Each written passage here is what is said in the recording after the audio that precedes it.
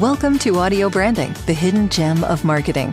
Sound plays a more important role in human behavior and our decision-making than you may realize. In this podcast, I'll help you understand the art and science of sound so you can better influence others in business and your life. I'm your host, Jody Krangle. Let's delve a little deeper. Have you ever heard the roar of a dinosaur? If you've seen any of the Jurassic Park movies, it's pretty much impossible to forget the bellowing cry of a Tyrannosaurus rex. But did dinosaurs actually sound like that? No one's really sure. The two closest living relatives of dinosaurs are birds and crocodiles, and they don't sound anything alike. Did a Velociraptor sound more like a goose or an alligator? Did it even have a voice at all? While no one's ever heard a real dinosaur, someone behind the scenes had to figure out what they might sound like and then create that sound for the audience by using bits and pieces of the world around us.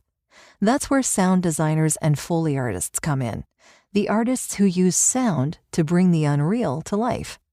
If you've watched the end credits of a movie and wondered just what a Foley artist is and why they're called Foley artists, it all started with sound artist Jack Foley and the 1929 movie Showboat. Showboat was meant to be a silent film, but silent movies were already on their way out, and a Broadway musical based on the same book had just made its debut the year before. Producers worried that audiences would not only want sound, but would also expect to hear their favorite songs from the musical.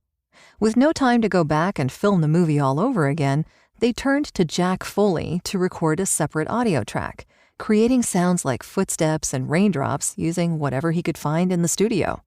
It was the very first film to use what are now called Foley effects, and this technique of creating post-production sound effects is named after him.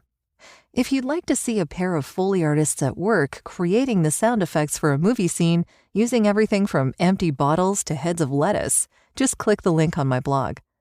Since there aren't any dinosaurs to come into the studio and record their lines, sound artists for the Jurassic Park movies faced the challenge of giving voices to creatures that no one has ever heard before. They did this by piecing together all sorts of other ordinary sounds. That famous Tyrannosaurus roar, for instance, is the sound of a baby elephant slowed down and mixed with a growling tiger and a bellowing alligator.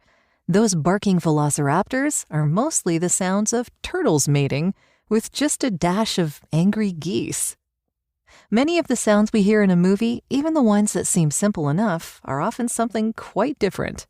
When a legion of Roman soldiers in Spartacus needed to clang dramatically, and it turned out their real armor just sounded like rattling pots and pans, Jack Foley solved it by dangling his keys in front of a microphone.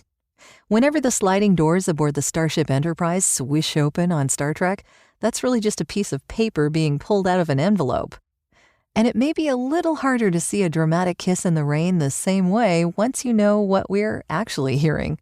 Check out the short video on my blog to find out if you can tell the difference between pattering raindrops and sizzling bacon. What about a whole universe that exists only on screen?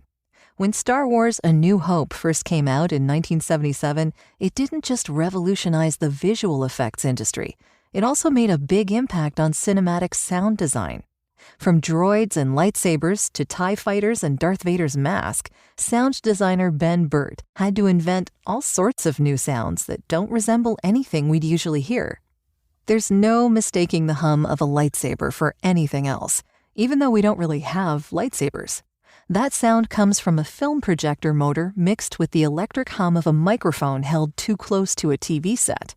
To make the lightsaber whoosh as it swung back and forth, Bert played back that sound and then waved another microphone around the speaker to change the pitch. If you'd like to learn more about how such iconic sounds as R2-D2's beeps came about, just click the video on my blog. While digital audio effects have helped make sound design a little less hands-on than it was in the past, inventing such unique sounds still takes just as much imagination. From television and radio to movies and video games, sound design remains an essential part of storytelling and the creation of imaginary worlds.